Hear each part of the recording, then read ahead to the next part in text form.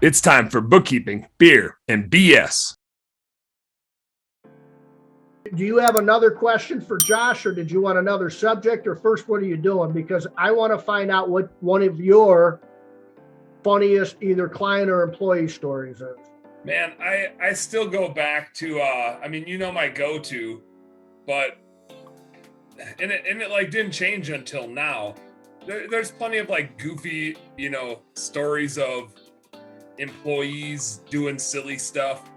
I want to go to two of them because my origin story of when I had been working with Blue Skies for like 5 years before I came on board full time. I was in the corporate world. I was kind of like moonlighting doing finance stuff with Mike Dalkey, one of my business partners, and then took on the full-time job. But I was still in my corporate job, and I would schedule interviews to like, we started a home cleaning business from scratch. That was like the first thing we did. So I'd set up interviews in the morning before I went to work, and then I'd leave work early to go and do more interviews, like trying to find the right home cleaner to get our business started. Like, how hard can it be to find a home cleaner, right?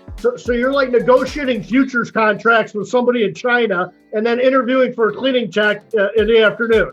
Yeah. I'm slinging chicken feed. I'm slinging corn futures. I'm watching what China's buying on the soybean meal market and how many ships of this went and how many ships of that went. I'm locking in McDonald's $1 burrito price for the next year, which after I left that job, you notice their $1 burritos in the morning aren't $1 anymore. So I don't know what that's saying about my God forbid what those Chinese did. Tragedy. But no, my predecessor was great. He was much better than I was. But so I'm like slinging, I'm like in the morning, in the afternoons, doing all these interviews, thinking like, this is gonna be so easy, right? Like, we're hiring a home cleaner. How hard can this be? So can't find, like, I kept going early, and then like my boss knew that I was doing this, right? So he's like, what are you up to? I was like, he knew I was leaving. Like, we had a date 3 months before that date was even there. He knew I was leaving. He's like, what are you up to? And I'm like, I'm trying to hire a home cleaner, but I go schedule these interviews for like 7, 8, 9 in the morning. None of them show up. Like, they're all no-shows, every single one of them. And then I'd leave at 3 p.m. and schedule like 2 or 3 more of them, and they'd all be no-shows. So I did this over and over and over again. My first 10 were all no-shows, but my 11th one showed up. Like, once I get into those double digits, like finally, cracked one, had somebody show up. And therefore it was like, well, clearly that's the right person because they're so different than everybody else that had applied so far that said they were coming in for an interview. So I hired that one, and then she didn't show up on her first day.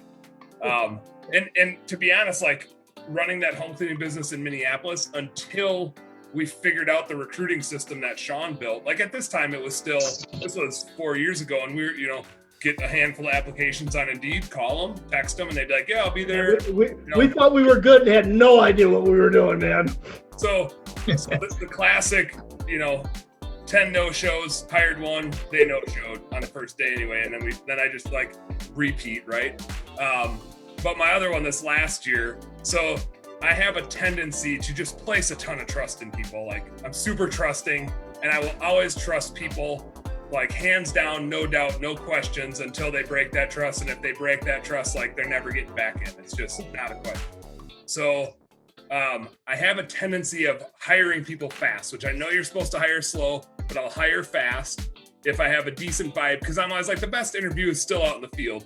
I've thought people were going to be terrible, but as long as they showed up and they were like decently competent. Sean, you probably remember Erica, who was like one of our top-notch home cleaners. Oh yeah. Worst interview ever. And it was like, you know what? You're a human being. You showed up. You're goofy. Go clean some houses and we'll see what you do. Your interview is really this first week. So I'd interview people and I'd hire them. But our office manager, Nina, bless her heart, she can like smell somebody right away. She would tell me, she's like, they're not going to make it a month, Dan. Like, I'm telling you right now. And I'd be like, just give them a chance, Nina. Like, they're a little different. That's cool. Like, we've had different people work out before. We had a guy that referred to himself as Sven last year. His name was Steve. He's like, call me Sven. And then she's like, what the hell are you talking about, man? He's like, well, you see, like, I've seen Frozen, like, and he's like, well, there. It's like, that's not a joke. Like, there's no connection there. Like, just because there's a character in that movie named Sven, that doesn't mean you should call yourself Sven. It doesn't make any sense. So, and he kept calling her Hun. So eventually she was like, look, if you call me Hun again, like, I'm gonna drop kick you. I mean, and Nina's like, Nina, a stout gal. She would drop kick somebody. Like she's. How did you find Nina? How'd you find Nina real quick?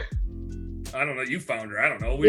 I remember the question. Can you drop kick a son of a bitch in an office named Frozen whatever? So I'm going off on my tangent here, but Nina can like sniff them out right away. So I'm interviewing this guy as we get towards the fall, and we need 1 or 2 more guys to like make our fall push.